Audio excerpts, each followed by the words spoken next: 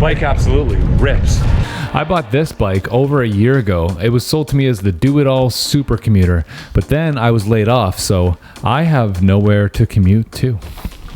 So I built the bike up single speed, I added wide flat bars, and I think it's time to go test its superpowers.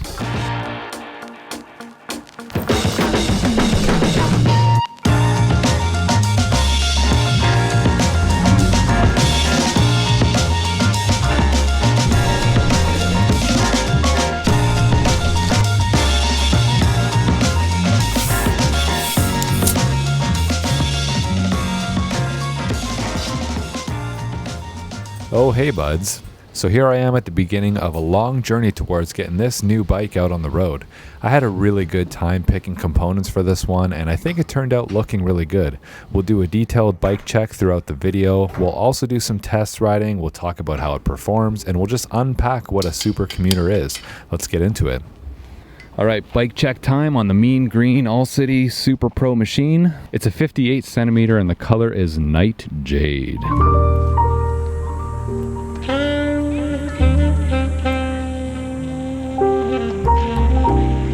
What really drew me to this bike was that it's different from anything I currently have, but kind of the same. This bike feels like quite the departure in that the wheelbase is a lot shorter, the chainstays are shorter, the head tube angle is steeper. I feel a lot more on top of this bike versus sitting in it. Where the bike feels familiar and what kind of sold me is that it has things like through axles, dropper post routing, big tire clearance, high bottom bracket. All right, a little ATB test. Oh.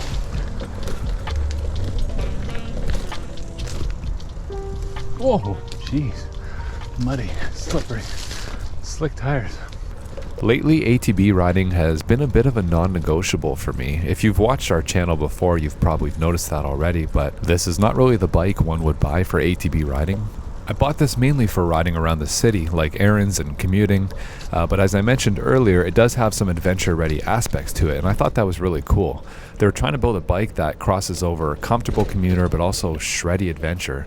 We'll see how it handles city riding later in the video, but first I had to do this little trail ride, and boy was it squirrely. In general, the bike is kind of stubby and tall, so I don't see much bike out in front of me. Therefore, when I'm faced with any obstacles on this trail, I really had to work to move the bike in and around them. The geometry isn't as aggressive as a track bike, for example, but I really do feel the steeper head tube angle and the shorter wheelbase. If anything, I feel really connected to the bike, and I almost feel as if I'm playing a video game when trail riding this thing because the twitchy handling, the single speed aspect, it leaves you all hands on deck in a way that's different from riding a more purpose-built trail bike. So would I recommend it as a trail bike? Maybe not, but sorta if you want. Was it fun? Hells yeah.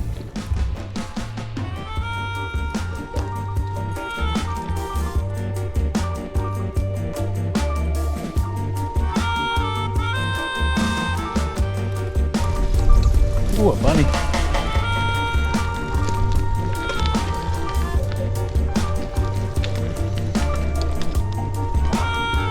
Sit my back on that tree.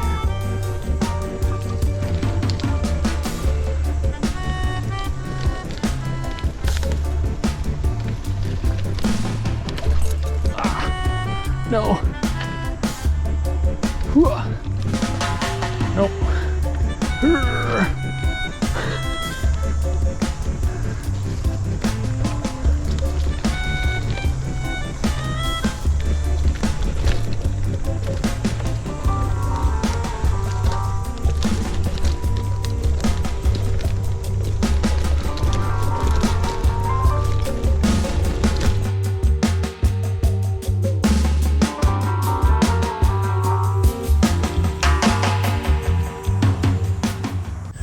My arms were a bit itchy after that trail, and then of course I see this when I come out.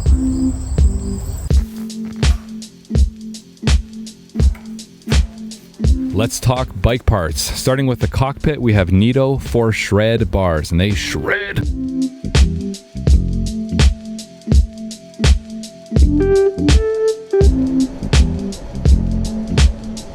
I wanted the bike to feel pretty aggressive in the handlebars, similar to my mountain bikes, and these do the trick really well. They're 750 millimeters wide, 25 millimeters of rise, and I think 3 degrees swept back. They're barely swept back. I like the wide, stable feeling when I'm really digging into the bike. It's a bit tricky if you're in a tight space or maybe traffic, but they feel good and they look good. The bars are laced to a 110 millimeter Thomson stem. The grips are from Oury. The brake levers are SS6 levers from Compe, and the brake housing I actually didn't realize was non-compressionless. That was a mistake. I just bought it because it matched the color I wanted and it looked good. So that feels really squishy and spongy, and I don't really like that. And the headset is from Wolf Tooth.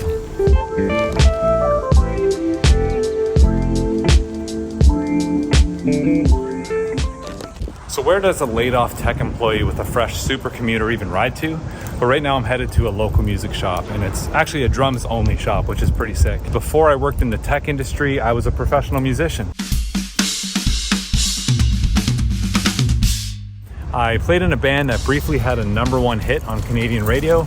We toured extensively. I even toured arenas and got to play with the Backstreet Boys. It was an incredible journey. Playing drums right now is part of what I do for a living. Let's go get drum stuff.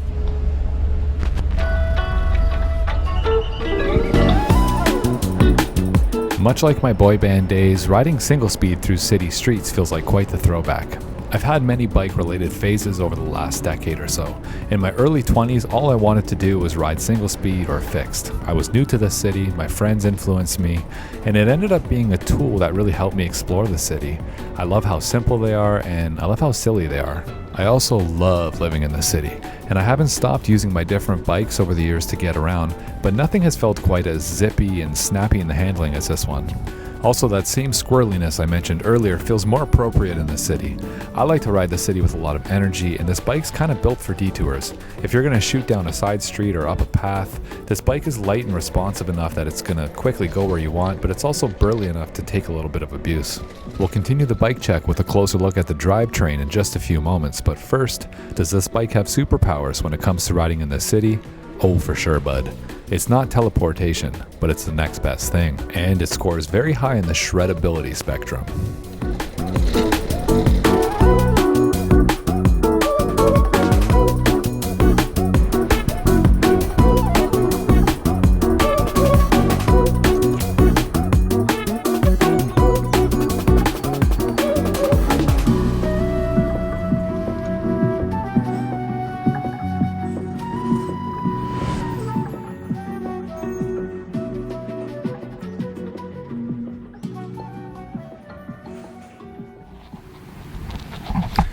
Moving on to the drivetrain, the first thing you'll notice is the Shimano GRX limited edition silver crank arms. I bought these because they look great, but the first thing I noticed is that they're actually quite narrow, which kind of suits the aesthetic of the bike anyway, but it's easy to strike the chainstays. My other bike has White Industries M30 crank arms, which have a wider platform, so perhaps I just got used to those. The crank arms are laced to a Wolf Tooth chainring. The gear ratio is 44 in the front and 18 in the rear. I think it's a pretty safe middle ground gear ratio. Someone recommended I go with a smaller front chainring than 44 to make climbing easier, but I don't find climbing's too bad on it, and if anything, I would just spin out more in the descents. So 44/18 for now until I want something a little quicker, perhaps. For a wheel set, these are also Shimano GRX. I think it's the RX 570s. They're kind of entry to mid-level.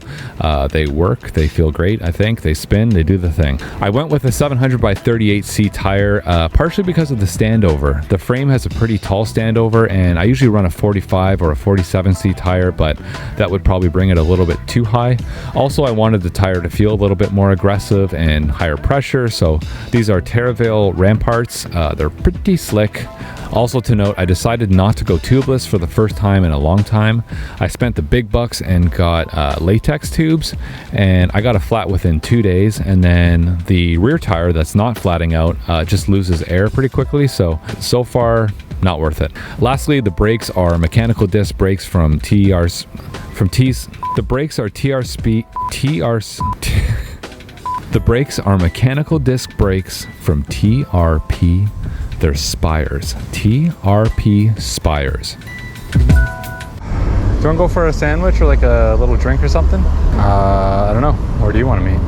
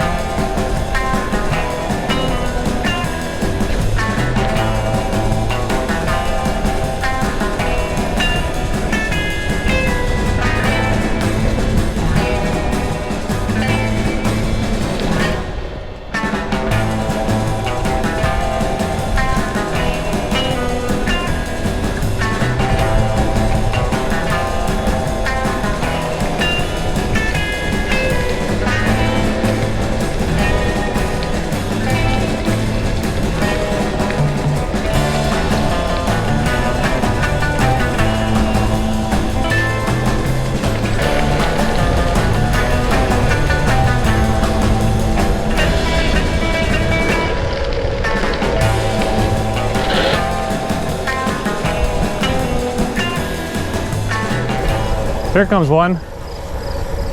It's coming right in.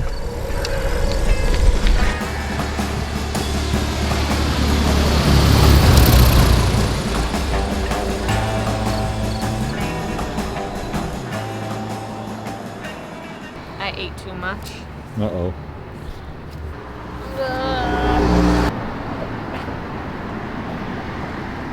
Don't look at me. For the rest of the bike, I'm running it fairly stripped down, not too many accessories. I am running an oversized stem bag. The bag is from Roadrunner and it's called the point and shoot. As the name suggests, it fits a point and shoot camera really well.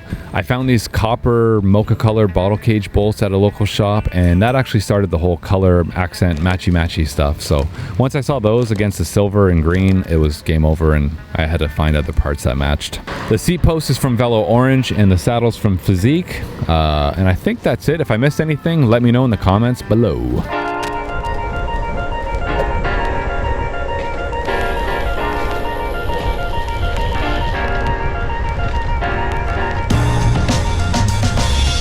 If you've made it this far in the video, I really appreciate you, and please consider subscribing if you haven't already. It's the best way to help us grow, and as we've learned, I'm still out of a job. I think I've said pretty much everything about this bike, but to sum it up, I love it. In the future, I might try some 650B wheels and maybe a dropper post, but for now, I really do like how it fits in my life exactly the way it is. It's great for chill rides, and it's also good to get a little bit zippy and quick.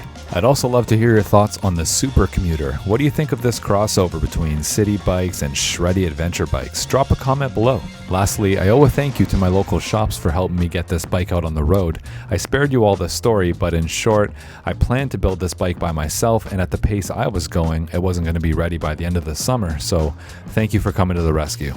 Alright buds, take care of yourself and I'll see you on the next one. Cheers.